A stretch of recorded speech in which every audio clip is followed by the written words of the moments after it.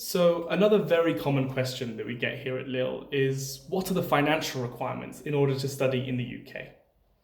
This question is quite difficult to address in a 1-minute video, so the best thing to do is to come and speak to us directly, as it really depends on where and what you want to study. But generally speaking, undergraduate degree courses in the UK for international students start at £9,250 and range upwards from there. So this is the thing called tuition fees. However, on top of this, you also need to prove that you have something called your maintenance fees.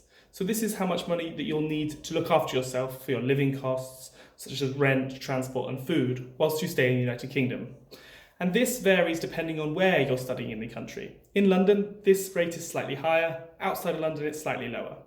But it's calculated on the 9 months of your first year of study. And it ranges from between £10,000 to £13,000. But like I said, if you are interested in finding out more, do come and see us.